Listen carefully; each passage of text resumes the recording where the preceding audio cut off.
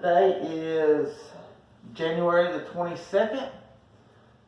This is the second job we've done for this builder. They actually flip houses, they're not builders, but since they send us a lot of business, we give them the builder pricing. So let's get started.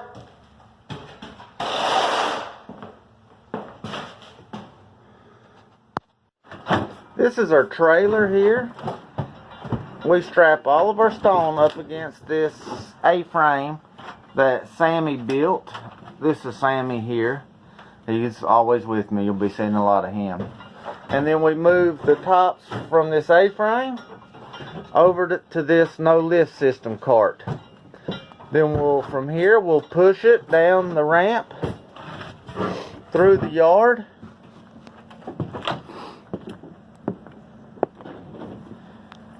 And up our aluminum ramp over the steps and then into the kitchen. With this top here, we are going to have to notch this wood. As you can see, it should fit smooth up against this cabinet here. And then smooth on this side. So we have this little notch right here. So we'll notch that out. Alright, what we got here is our measurements are off. You're supposed to have 30 inches for a cooktop opening. In the back, we've got about 30 and a half from cabinet to cabinet. In the front, we've got 29 and 5/8. So we're going to get our other pieces in and see what we have to work with. A lot of times we have to adjust cabinets for these customers and things like that. We're not supposed to, but we do.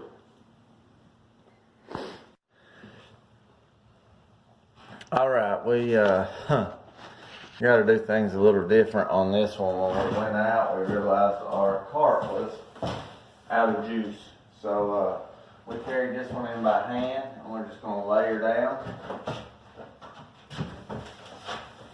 Slide her back.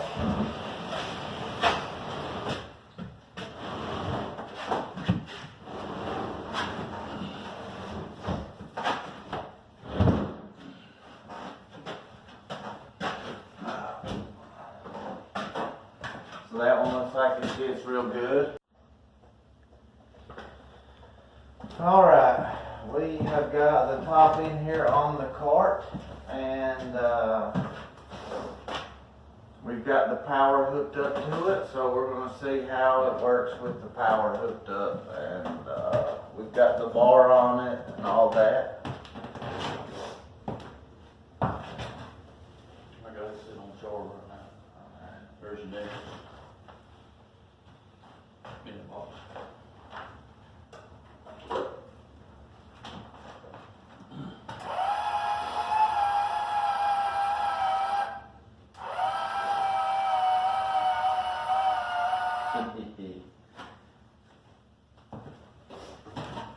It's got a little bit of charge, where it's been charging for like a minute, but it's not too good. Let's roll her over here.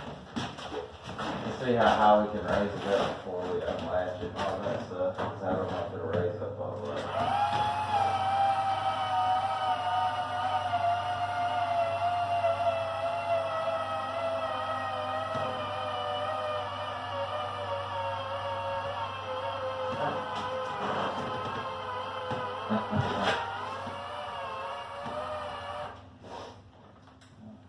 That's all the way, I guess. Is it? The whole thing? Awesome. Well, it struggled and raised up all the way, and now we'll roll her over and slide it. Let's see how the cart works.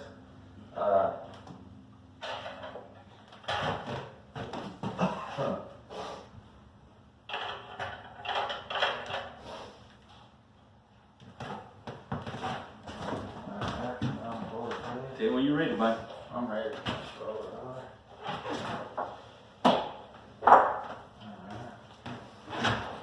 Hold on. Get out of that thing. Alright, Alright, hold on. make sure it's here roll. That might seem pretty good. There, I'm gonna lower it down a little bit. Needs to go down a lot easier than it does. Yeah. Oh, right here. Alright, we're gonna slide her back so that these drop down. Alright, now we're gonna hold on and push both our cart over. We're gonna ease, I'm gonna have to go up a little bit. Alright, now I'm gonna push it over.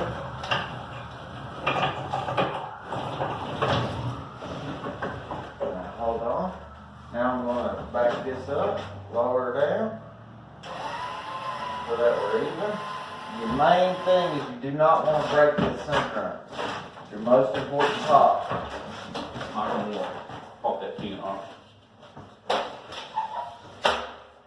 We've got carbon fiber rods that run from here to about here, and here to about here, that strengthens these bars along these holes here. We put this aluminum bar with suction cups on it to keep it from flexing at all. That keeps these bars from breaking. If they break, it's pretty much done. You can glue it and repair it, but customers pay a lot of money for this. They don't want a broke top. So now we're going to ease her back into place.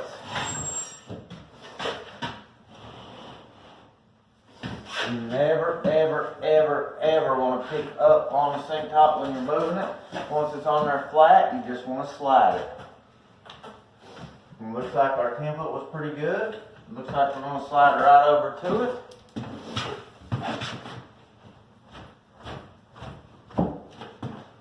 That means for this in here, got to come around just a hair, but. Okay, so we can do whichever. That's not too bad. So, I'm going to bring you guys over and let you see what it looks like. I'll bet it's all.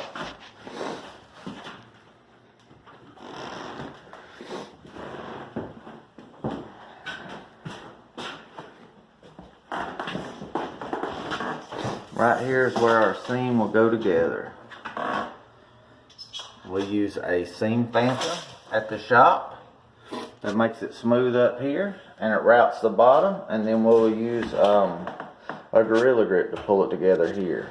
So now we'll have to check our measurements here and find out what's good, and we will fix it accordingly. So everything's kind of weird here. I don't know what the heck's going on, but So fast and next work. we're going to have to cut this wall back here and then push this top back in it so that we can close up this gap here, because we need to get our right size for our cooktop here and to make our overhang correct here, because right now we've got 1 3/4 inches. Down here we've got 1.5 inches. So if we push that end, this end here, into the wall 1/4 inch, it's going to close that up.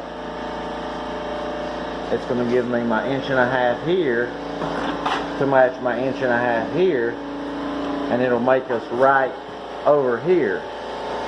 Alright, we've cut the top of the wall, and now we've pulled the sink run out so that we can cut the bottom of it, and I'll let you guys see what we do when we cut the bottom of it.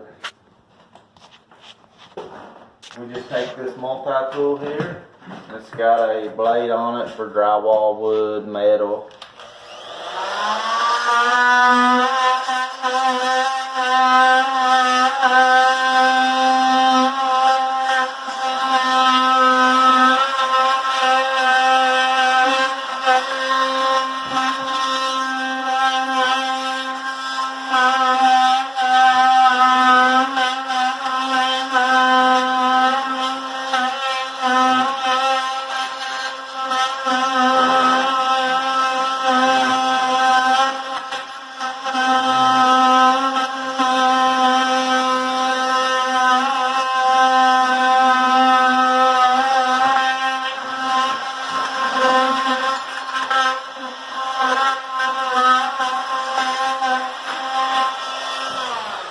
Normally the walls don't fall apart like that. I would think before they put tile on this, they may want to sturdy it up. But then what we do is we take a hammer and a piece of wood.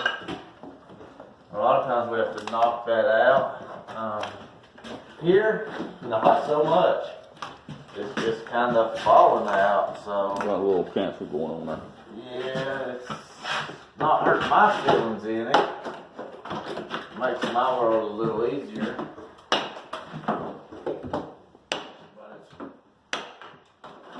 And you see you've got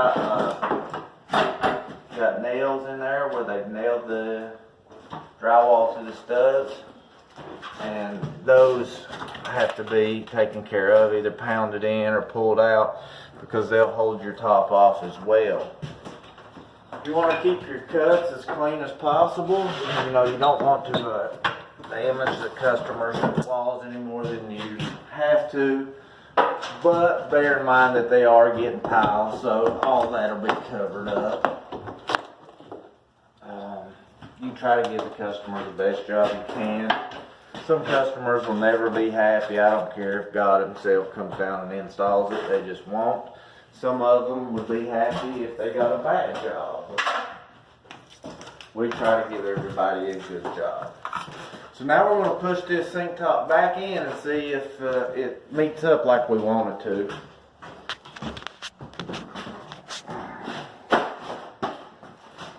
Okay, we've got our walls cut. We've got our top in our wall. We've got our seam pulled together. We've got our cooktop opening at 30. We had to make our notch just a 1/16 bigger so that we could get our 30 inches on our cooktop. All of our overhangs are good. If there's something else, let me know. So these Lazy Susans right here, they don't have any strength to them. So you can shim on them a little bit, but it doesn't work really good. So we'll try put a shim in it to raise it up just a hair, but what happens a lot is the wood ends up shimming down rather than the top coming up. This is a solid Lazy Susan as well, so you can't get a shim inside of here. You got to put screws or something in there. Back here we're up just a hair, so I'm trying to get this in here to come up so that that will go down.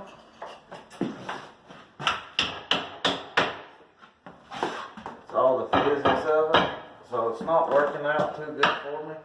The front's looking good, but the back's off a little bit so that I can get this to come up how I need it to. Well, it's coming.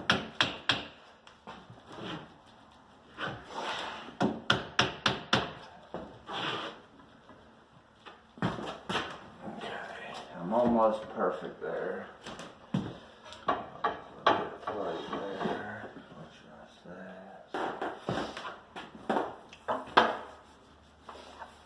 We're pretty flush now. Really close to the razor blade, sliding all the way over it and not stopping.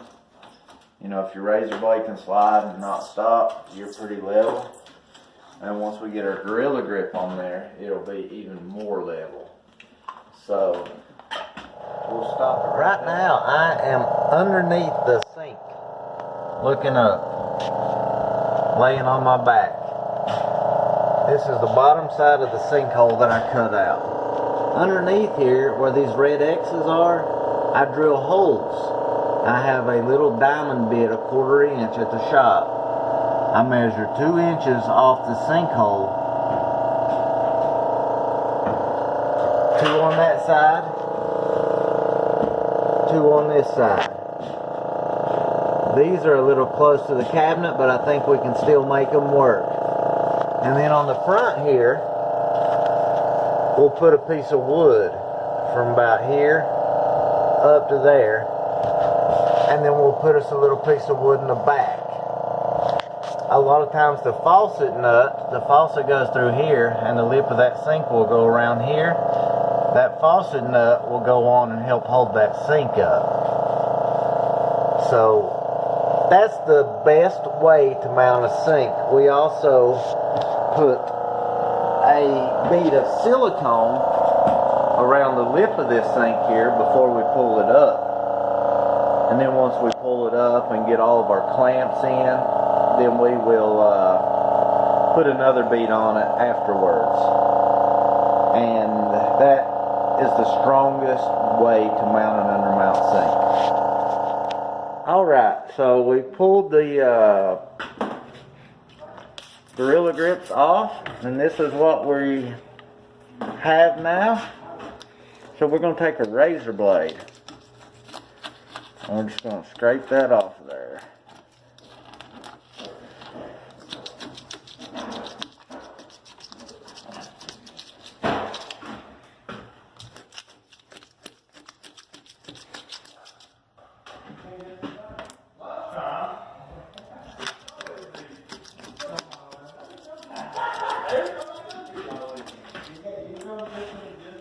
So, now that we got that,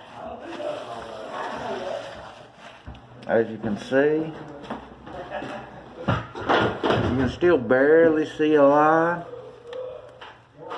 but it's almost invisible. So, I'll clean this up a little better, and then I'll put my skim coat that's just a little bit darker on here. That's the first thing you say you want to do wrong. Alright, right here where this seam goes together in the front, you've always got to sand these out and make them smooth, that way they're smooth to the touch. So I'm going to let Sammy film me just a little bit here polishing this so you can kind of get an idea. Yeah, I got both of them. Sammy will spray a little water on there. This is a 30 pad right here.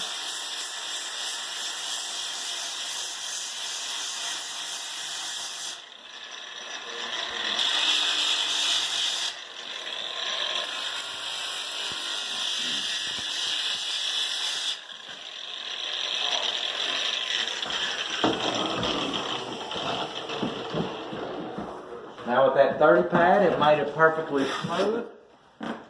So now we're going to go to the number 1 pad. We're using just a set of 3-step pads here. Number 1 here real quick. You always want to fill it with your finger to make sure you're nice and smooth. And then want to roll the top over so your rollover is good.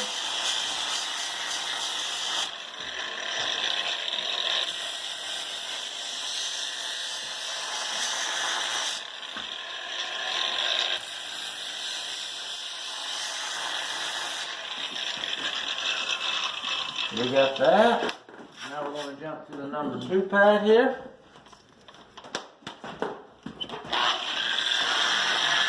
Sammy sprays the water and keeps it nice and wet so that the dust moves through the inserts in the pads, and it keeps from burning the stone. That way you get a nice, clean, shiny finish.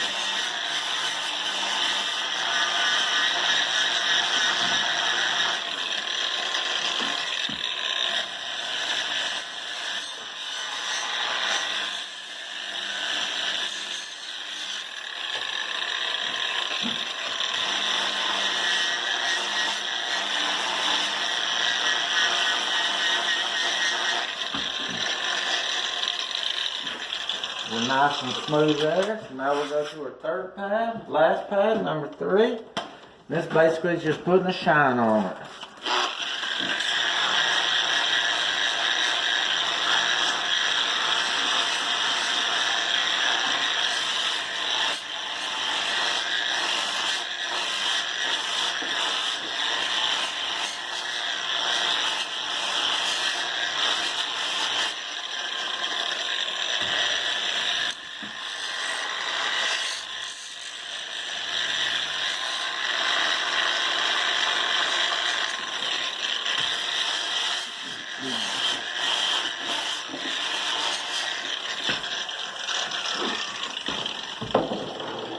Now we're perfectly smooth front top and bottom.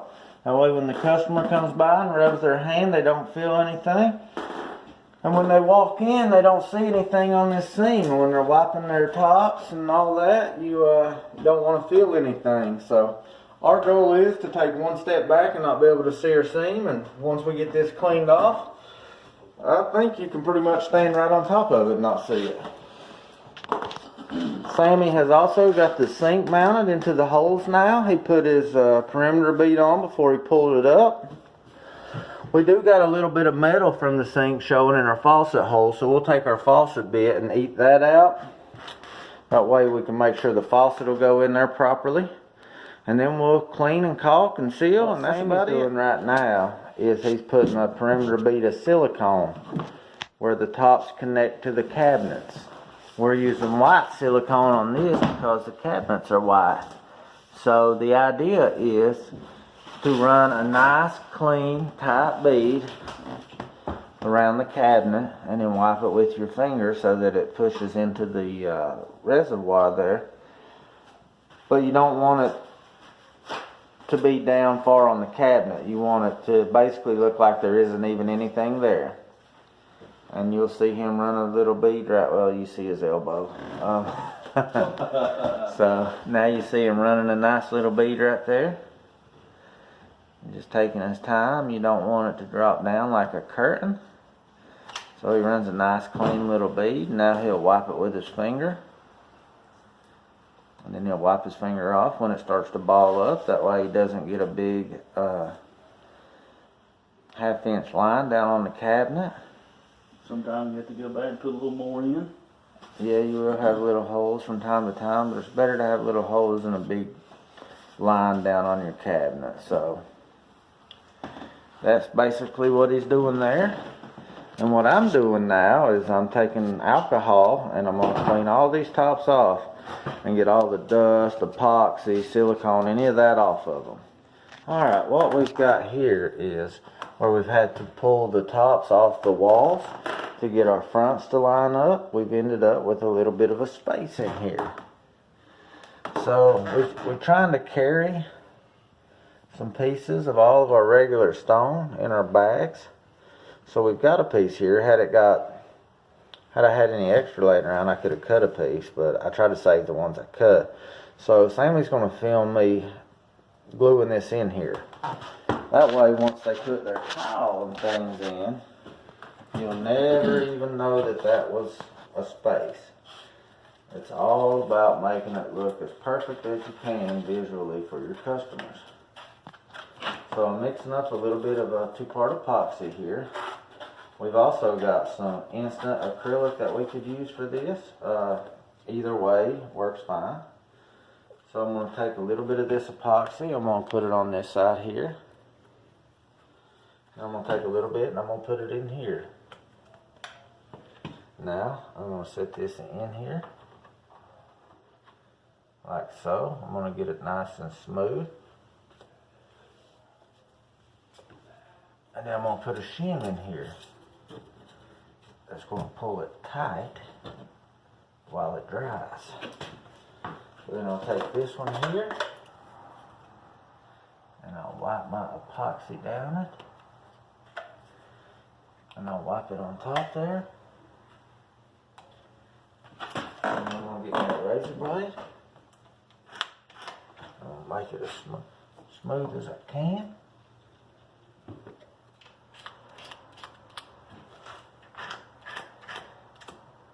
Now, it looks like there's not even any space. And we'll caulk all this in here. And the stove will go in here. So you wouldn't see that anyway. The tile will go to right here. All the way up. Probably all the way around there.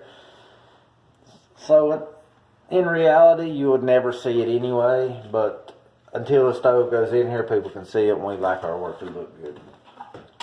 So we'll let that dry while we're finishing cleaning up and caulking. And once it dries, we'll pull our shim out and clean it up, and it'll be good. Alright, what we're getting ready to do here is I'm going to put the secondary perimeter bead around the sink here. So, I want to get up in here. I bend my nozzle a little bit. Then I work my way around. Most of the times you don't get it filled first try. You always end up with little holes and stuff. You might get lucky on this one and get it first try, but usually you don't.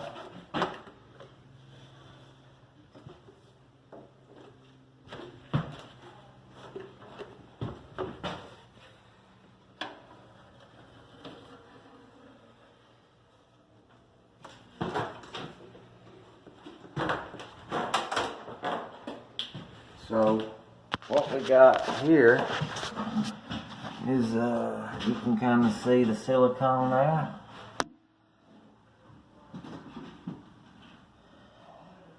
You can see there's some spaces. So what I'm going to do is I'm going to spray that with some denatured alcohol. That'll prevent it from sticking on the sink anywhere when I rub it with my finger. And it'll only go into the holes that I want it to go into. See how much comes off? See all that? More. We do go through quite a few paper towels. And you want to keep this sink really wet because it keeps that silicone from sticking where it's not supposed to.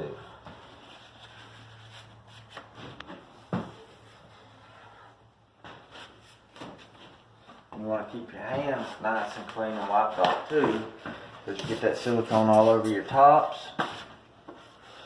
It's a pain to clean up.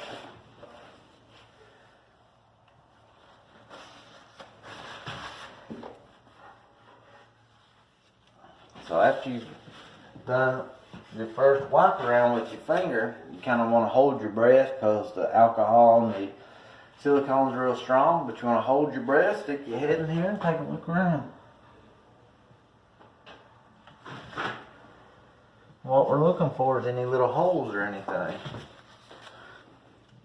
Because even though we've got our bead in there when we pulled it up, if a customer sees a hole in the secondary bead, he'll swear to God he's got a leak in the sink, and we'll be back out here redoing it. So I'm going to wipe one more time. See, I'm pushing more back in the hole and getting any excess off.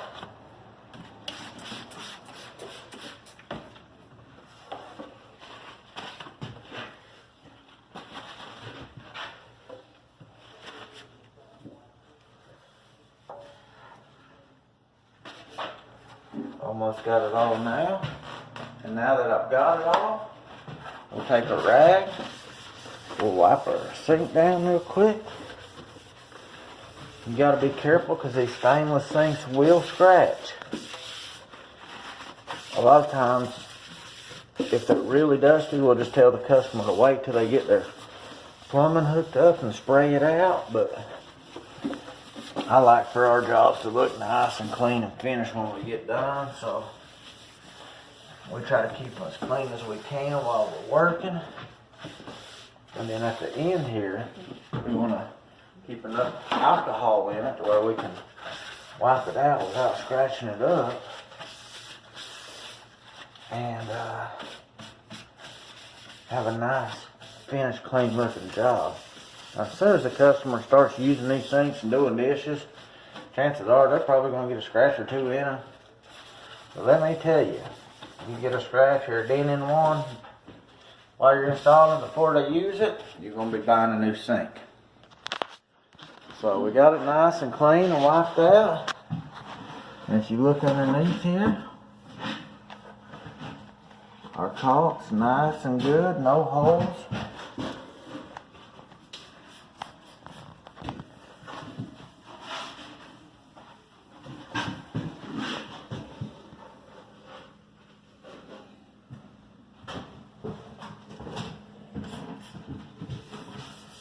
And that's that. Oh, also we took our faucet hole bit and drilled out that little piece of metal in the sink. And I'm going to get up under here and show you what I was talking about with the clips.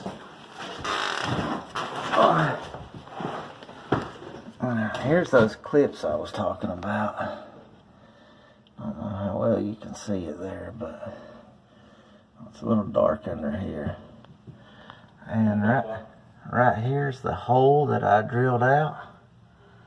And you can't really see, but the sink lip does attach right to that.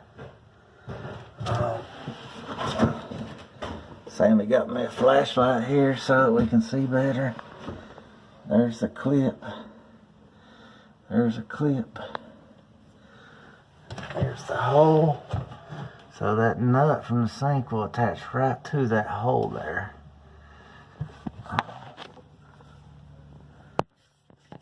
This will cut you, so you want to be careful.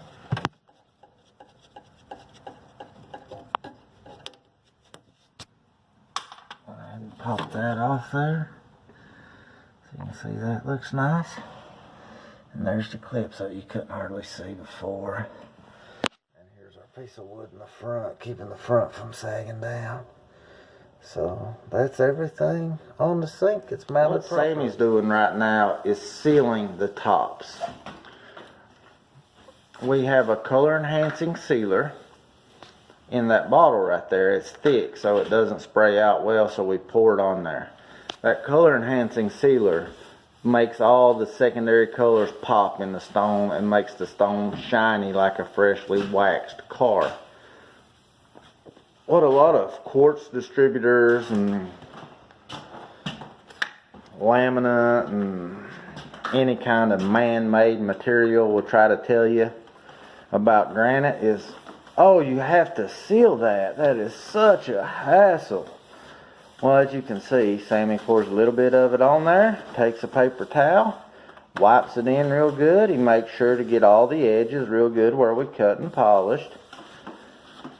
He'll make sure to get the lip of the sinkhole where we cut and polish that. And basically just make sure he gets the whole stone sealed really well.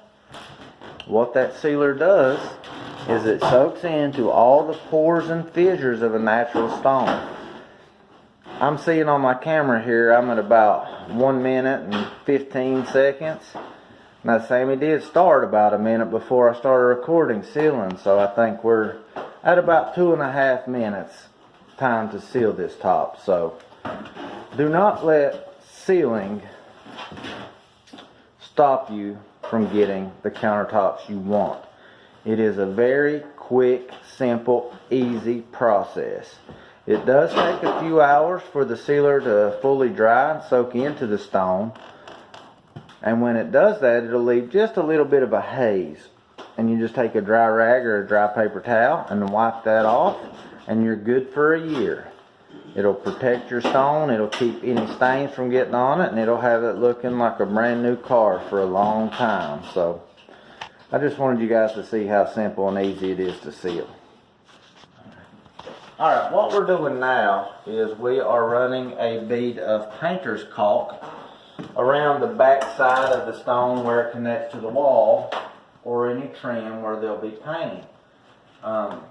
These guys are going to put tile back there. Most of your builders, if they don't get a granite backsplash, they will put tile. It looks professional, it looks clean, it's the way to do it, to put tile or a granite backsplash. But you know, some of them will have it done as soon as we leave. Some of them will have it like the next day. But sometimes, you know, people will wait a little while before they get their tile put in.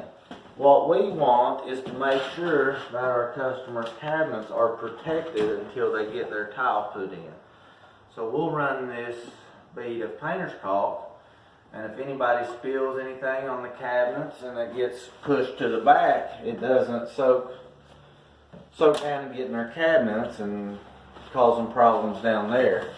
So what we'll do, if we have any large gaps, we'll fill that with paper towel first, and we'll stuff it down in there, and then we'll fill it with painter's caulk. The key to running a nice bead of painter's caulk is, of course, running your bead nice initially, Then you'll want to spray it with water. That's what I just sprayed it with. The water will keep the painter's caulk from sticking anywhere except where it's supposed to. Works just like the alcohol does on the sinks with the granite. So, now if you have a rough wall, like right here where it's rough, it'll stick up on that. That's just the nature of the beast where it's rough. But on a nice smooth wall, it won't stick at all, except where it's supposed to. So we'll do our initial spray and wipe. We want to do the initial one before the painter's caulk starts to dry, because then it'll kind of ball up on us and look ugly.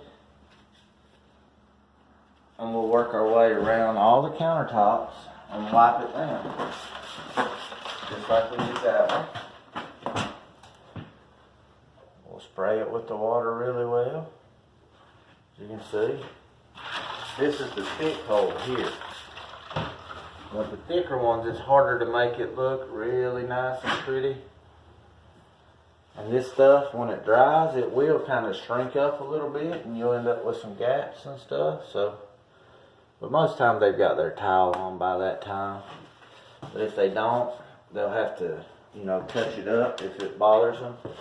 I've actually had people come and ask us about it, even though we're kind of doing it out of the kindness of our heart.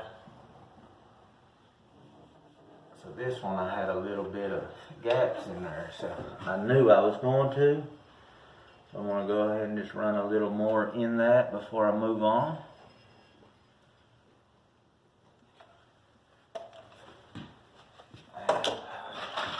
Like I said, the main deal with this is spraying the water. Water will make you look like you know what you're doing. And we do go through a lot of painter's caulk, a lot of paper towels. So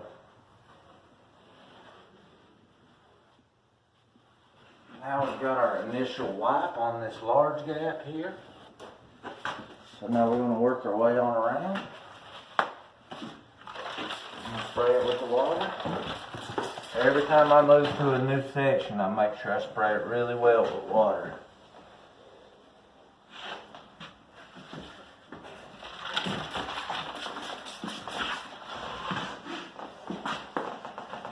In my opinion, it also makes the job look finished.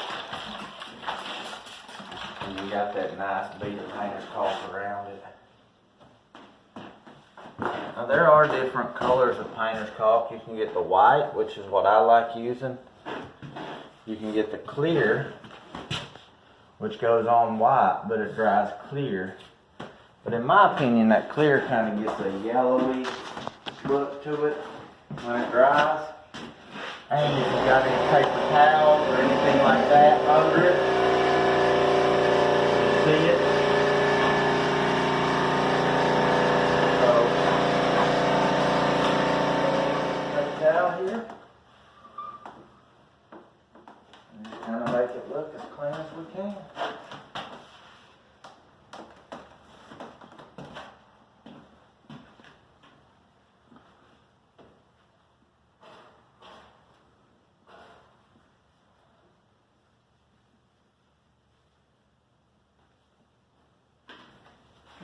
Everything is steps. Make your step. Now you take your first step and it starts to look a little better. You do your second step, it looks a little better, and then you do your final step and it looks good.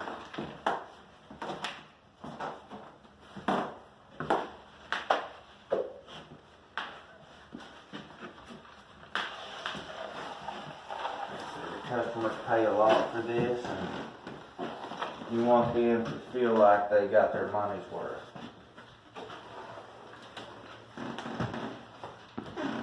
Alright, now our painter's caulk is ran. So we put our initial sealer on there, we cleaned it. So what I'm going to do right now is just go through and just wipe it down once more. It'll get any excess sealer off of it. It'll spread it in to any spots that we missed. And then any